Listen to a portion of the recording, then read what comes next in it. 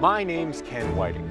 I'm a world champion whitewater paddler, and I've led trips and taught kayaking around the world. As an athlete and explorer, my lifelong passion has been to challenge myself, meet interesting new people, discover beautiful places, and share these experiences with others. This is the story of these adventures. This is Paddle Tales.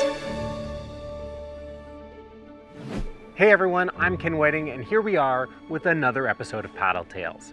Now, in this episode, we're going to go to one of the most fun cities in North America, and we're going to explore it by stand-up paddleboard. But before we do, please subscribe to Paddle TV if you haven't already, so that you get notified the next time a video goes live. In this episode of Paddle Tales, we're following Luke Hopkins as he heads to one of the most vibrant and exciting cities in North America.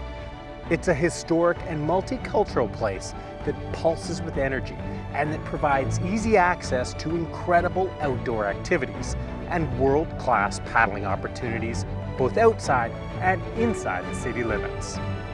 In this episode of Paddle Tales, we're exploring the beautiful and fun city of Montreal.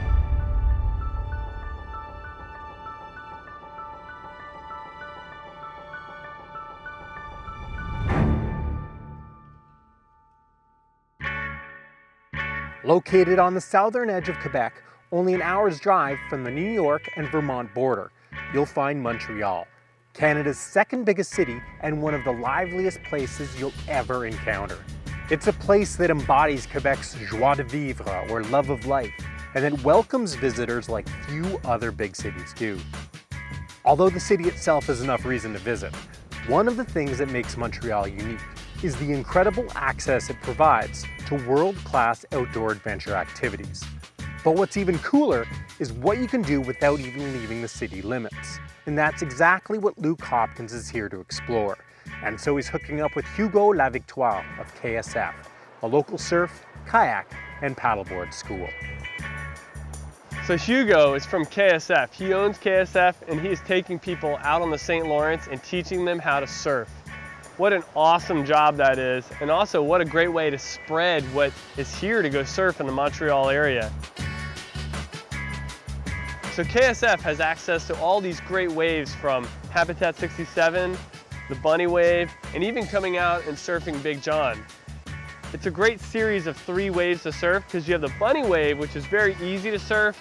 It's a great way to learn like the basics of surfing, and then you kind of graduate from that and move on to Habitat 67, which is a little bit more challenging, but still like an awesome wave. You can catch it from shore, and then after those 2 waves and you've mastered that, you're pretty much ready to surf Big John.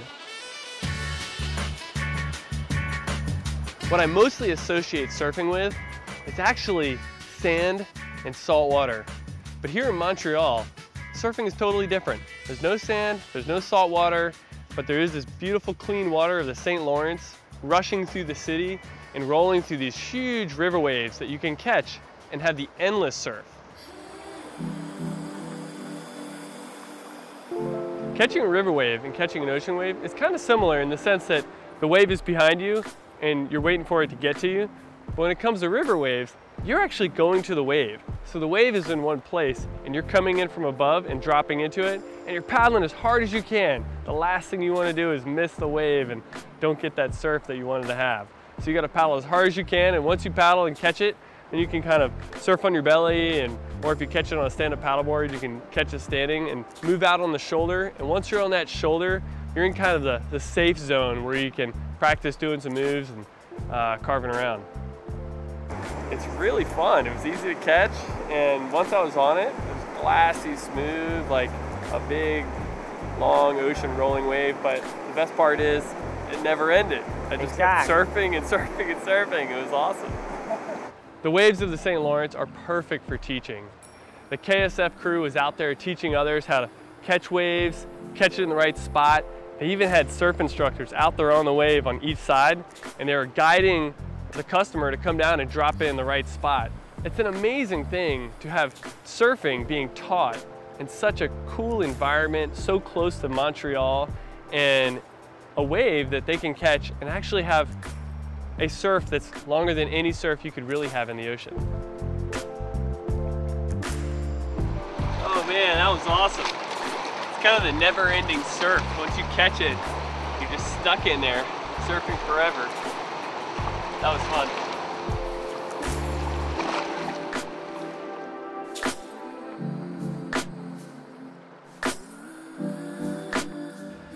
The other aspect of surfing in Montreal is that you're surfing in the city. The city landscape is right there. I remember when I was out there surfing on the wave, there was a big cruise ship that came into the port and pulled up, and you could see it over the Habitat 67 building. It's just an amazing thing to see all these things going on, and there's surfing in the midst of all of it. We went to Schwartz's Deli, and they have smoked meat sandwiches that are amazing. Look at the size of that sandwich. And in the midst of all the beautiful restaurants, there's nice plazas to walk through, and there's just beautiful places to see things, go shopping, go out and have coffee, go out and have a meal. Delicious French fries, brown gravy, cheese curds. This is Montreal's finest moment. Just watch the scenery, people watch, observe the beautiful environment around us. And we also spent some time in the old part of Montreal where there's old streets and old buildings, and it's a little piece of history. You're supposed to have it medium, not lean, it's too dry, and then you got medium, and then you got medium fat for the connoisseur. So you start with medium, then you build your way up to medium fat. Oh, wow. That's where you gotta go that way. That sounds good. Excellent. How do you hold this thing? Strategy. It's like eating a burrito without sides and tops.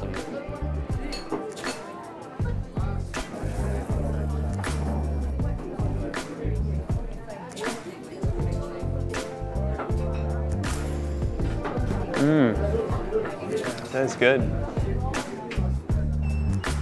Wow, that was the best smoked meat sandwich I've ever had. Now let's go have some fun.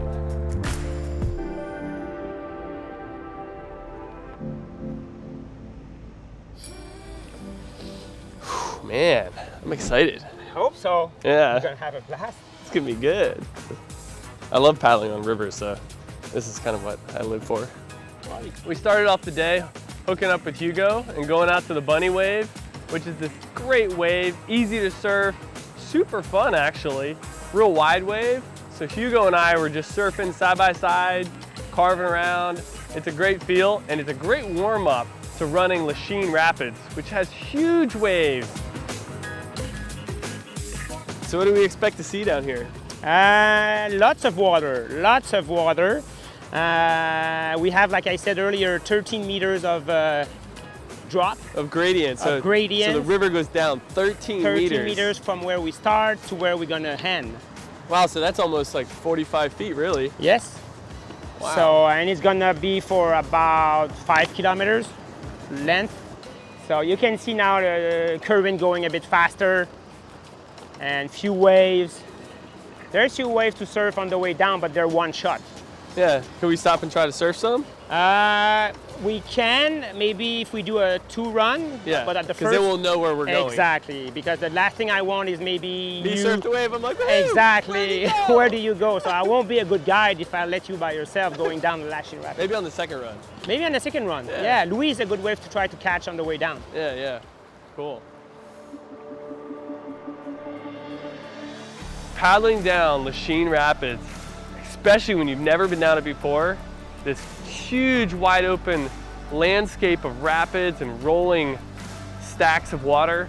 As you're paddling down, there's current swirling everywhere and boils coming up. And it was great because I was behind Hugo. Hugo's an expert. I'm very experienced on rivers, but he's an expert on this river. So today I was doing everything I could to get down the whole rapid standing, which is a super challenge. You got currents underneath of you that feel like a sea monster that's grabbing your board and torquing it around. And then you go through the flat swirly sections and it feels like something's pushing your board around. But I still actually managed to get down the whole rapid standing up. And then we got down to the very bottom where Big John is. Big John's right there at the end of the rapid. It's the best place to surf because if you fall there, you kind of can just paddle off into the eddy and it's nice and flat water afterwards. What was awesome about surfing is when you catch it, it's instant exhilaration. You just come racing down the wave super fast. It was really fun watching Hugo surf as well. He was on a great board for just carving around and slashing up the wave. I think what I most like about surfing river waves, especially these on Lachine Rapids and on the St. Lawrence, is that they're smooth, glassy waves that stay forever.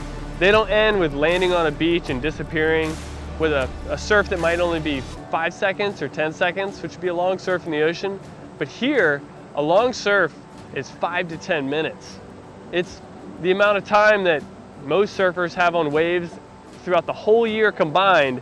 You could get that ride time on ocean waves all year, all in one surf out here on a river wave. A river wave just keeps on going and going, and as long as you can stay on it, you can keep on surfing. The Pyramid Wave and the Big John Wave and that whole stretch right there is the ultimate place to surf a kayak or surf a paddleboard, and it's really for experts only, so make sure you are an expert and you're with an expert like Hugo.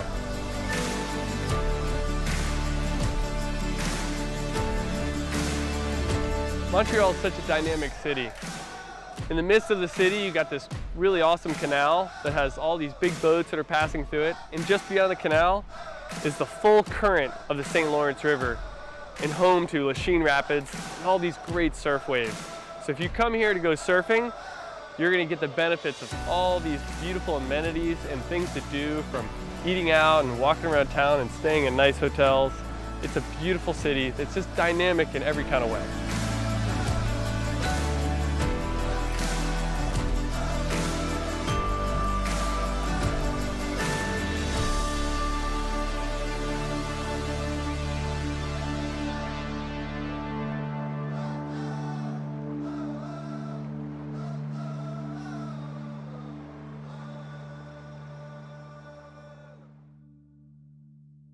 Well, that does it for this episode of Paddle Tales. Thanks for watching. I hope you enjoyed it, and if you did, give it a big thumbs up. Also, leave a comment down below if you'd like, and subscribe to Paddle TV if you haven't already, so that you get notified the next time an episode goes live. Last but not least, stay tuned for a sneak peek at next week's Paddle Tales adventure.